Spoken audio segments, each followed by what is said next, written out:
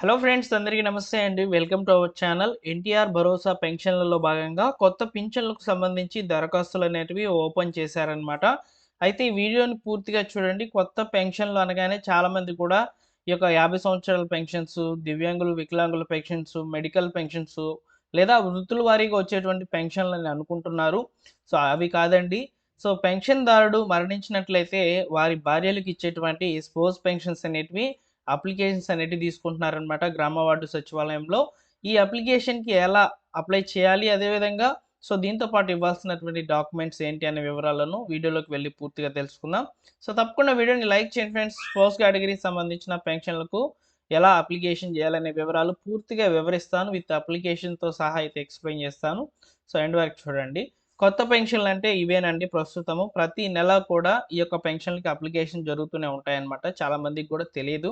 So మీకు ఒకసారి వివరంగా తెలియజేద్దామని చెప్పి చెప్తున్నానన్నమాట. ఓకేనా? సో లైక్ చేయండి. అలానే మా టెలిగ్రామ్ ఛానల్‌లో జాయిన్ అవ్వండి. కొత్త పెన్షన్‌లకు సంబంధించి ఏదైనా సమాచారం వచ్చినప్పుడు వెంటనే తెలియజేస్తాను. ఇక టాపిక్‌లోకి గనుక వచ్చినట్లయితే సో ప్రతి నెల కూడా పింఛన్ల పంపిణీ అయితే చేస్తున్నటువంటి గ్రామ వార్డు సచివాలయం అధికారులు ఒకవేళ పొరపాటున లేకపోతే ప్రమాదవశాత్తు ఎవరైతే పింఛన్ లబ్ధిదారుడు పెన్షన్ పొందుతున్నటువంటి వ్యక్తి చనిపోయినట్లయితే సో వారికి గనక భార్యలు గనక ఉండినట్లయితే సో వారి భార్యల పేరు మీద ప్రతి నెల కూడా స్పోర్ట్స్ కేటగిరీకి సంబంధించిన పెన్షన్లకైతే అప్లై చేస్తూ ఉంటారనమాట. అలానే గత నెలలో ఎవరైనా సరే పెన్షన్ పొందుతున్నటువంటి పెద్ద ఆయన చనిపోయినట్లయితే వారి భార్య గనక అవైలబుల్లో గనక ఉండినట్లయితే సో వారికి స్పోర్ట్స్ కేటగిరీ కింద పెన్షన్లను అప్లై అయితే చేయించబోతున్నారనమాట. సో ఈ యొక్క స్పోర్ట్స్ కేటగిరీకి సంబంధించిన పెన్షన్ల గురించి మీకు వివరంగా అర్థమైందని అనుకుంటున్నాను. యాక్చువల్‌గా ఇవి 2024 నవంబర్ నుంచి అయితే అందుబాటులోకి అయితే ప్రభుత్వము తీసుకురావడం జరిగిందనమాట. సో కాబట్టి ప్రతి నెల కూడా కొత్త పెన్షన్లు అనేటివి ఎన్టీఆర్ భరోసా పెన్షన్ల కింద ఈ స్పోర్ట్స్ పెన్షన్స్ అనేటివి వస్తూనే ఉన్నాయి.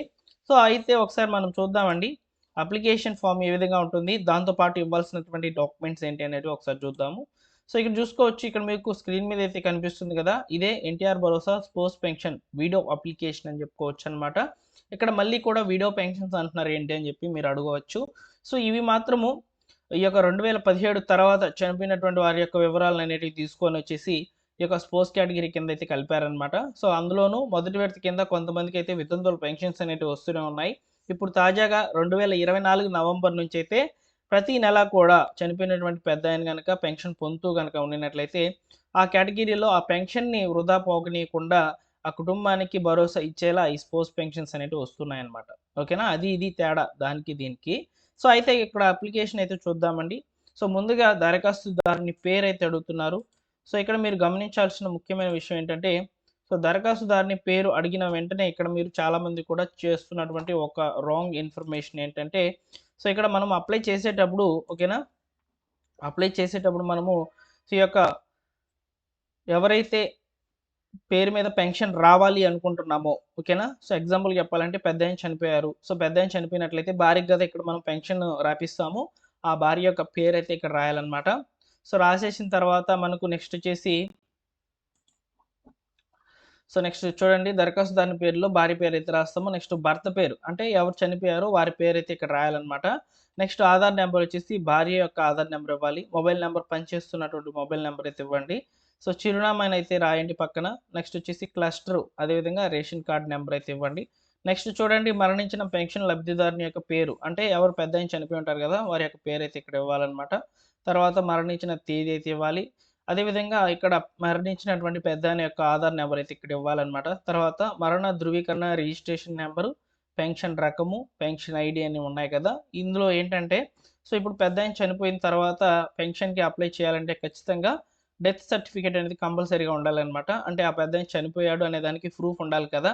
సో దాని కొరకైతే డెత్ సర్టిఫికేట్ అనేది మీరు అప్లై చేసుకోవాలి రెవెన్యూ డిపార్ట్‌మెంట్ వాళ్ళకి. సో వాళ్ళు ఒక వారం రోజుల వ్యవధిలో అయితే మీకు ఈ యొక్క డెత్ సర్టిఫికేట్ అయితే ఇస్తారనమాట. సో కాబట్టి ఈ యొక్క రిజిస్ట్రేషన్ నెంబర్ అందులోనే ఉంటుందన్నమాట. దాన్ని ఇక్కడ ఇవ్వాలి. సో తర్వాత పెన్షన్ రకం వచ్చేసి స్పోజ్ అనేది ఇక్కడ ఇవ్వాలన్నమాట. పెన్షన్ ఐడీ ఇవ్వాలి. సో దీంతో పాటు ఇక్కడ మీరు చూసుకున్నట్లయితే దరఖాస్తుదారుని ఓకేనా? దరఖాస్తుదారుని యొక్క సంతకం అనేది ఇక్కడ ఇవ్వాలన్నమాట. నెక్స్ట్ వచ్చేసి welfare and educational assistant ward welfare development అధికారి అని ఉంది కదా! ఇక్కడ వచ్చేసి మీ యొక్క సచివాలయంలో ఉన్నటువంటి అధికారి ఉంటారనమాట. సో వెల్ఫేర్ అసిస్టెంట్ గారు. సో వారి ద్వారా సంతకం అనేది ఇక్కడ చేయించాలి. నెక్స్ట్ మూడో సంతకం వచ్చేసి ఎంపీడీఓ ఆఫీస్ నుంచి అయితే మున్సిపల్ కమిషనర్ గారి నుంచి అయితే రావాలన్నమాట. సో ఫస్ట్ వచ్చేసి ప్రతి నెల కూడా అప్లికేషన్స్ అనేవి జరుగుతుంటాయండి. సో ఈ యొక్క అప్లికేషన్ ఫామ్తో పాటు సో మీరు యాడ్ చేయాల్సినటువంటి మరికొన్ని డాక్యుమెంట్స్ గురించి చెప్తాను చూడండి.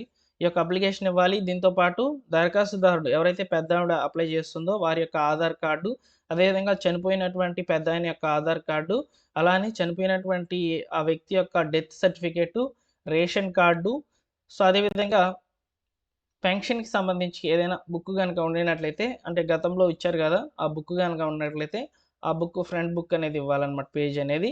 సో, ఇలా 6 డాక్యుమెంట్స్ అనేటివి ఈ యొక్క అప్లికేషన్‌తో పాటు యాడ్ చేసేసి, ఇక్కడ ఫోటో అనేది అంటించాలన్నమాట. ఈ ఫోటో అంటించి అయితే ఇవ్వాలి ఇక్కడ ఈ ప్లేస్‌లో. సో, ఇచ్చేసిన తర్వాత ఫస్ట్ వచ్చేసి గ్రామ వార్డు సచివాలయంలో అప్లై అయితే చేస్తారన్నమాట. అప్లై చేసినటువంటి అప్లికేషన్‌ని నేరుగా ఎంపీడీఓ ఆఫీస్‌కి అయితే పంపిస్తారు. సో, ఎంపీడీఓ ఆఫీస్‌లో వాళ్ళు వీటిని వెరిఫై చేసేస్తారనమాట. వెరిఫై చేసి నిజంగానే ఇవన్నీ కరెక్ట్‌గా ఉన్నాయా లేదా అనేది చెక్ చేసుకుంటారనమాట. చెక్ చేసుకున్న తర్వాత మిమ్మల్ని స్పోర్ట్స్ కేటగిరీ కింద యాడ్ చేస్తారు. స్పోర్ట్స్ కేటగిరీ కింద యాడ్ చేసిన వెంటనే కూడా నెక్స్ట్ మంత్, అంటే మీరు ఈ యొక్క నవంబర్ నెలలో అప్లై చేశారనుకోండి, అక్టోబర్‌లో పెద్దాయన చనిపోయారు. సో, ఇప్పుడు మీ దగ్గర డెత్ సర్టిఫికేట్ వచ్చేస్తుంది. సో, ఇప్పుడు మీరు అప్లై చేసుకోవచ్చు. అది కూడా ఎప్పటి వరకు టైం అయితే ఈ నెల 27వ తేదీ వరకు టైం అయితే ఉంటుందనమాట. సో, కాబట్టి వెంటనే అప్లై చేసుకునేందుకు ట్రై చేయండి. ఇంకా టైం అయితే ఉంది.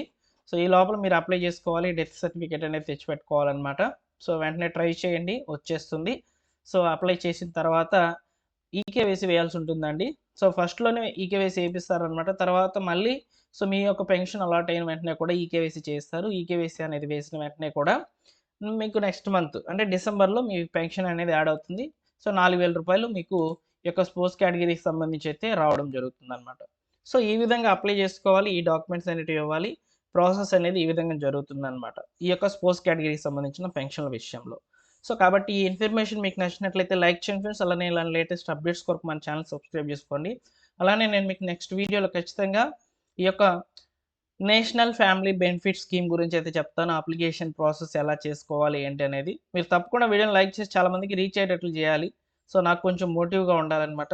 సపోర్ట్‌గా ఉంటున్నట్లయితే తప్పకుండా మీకు ఇలాంటి అప్డేట్స్ అనేవి తెలియజేస్తూ ఉంటాను. సో, మరిన్ని అప్డేట్స్ కొరకు మా టెలిగ్రామ్ ఛానల్‌లో జాయిన్ అవ్వండి. డిస్క్రిప్షన్‌లో లింక్ పెడుతున్నాను. అలానే మీకు ఈ యొక్క పెన్షన్‌కి సంబంధించినటువంటి అప్లికేషన్ పీడీఎఫ్ కూడా డిస్క్రిప్షన్‌లో అయితే ఉంది. ఒకసారి చెక్‌ఔట్ చేయండి. Thank you for watching.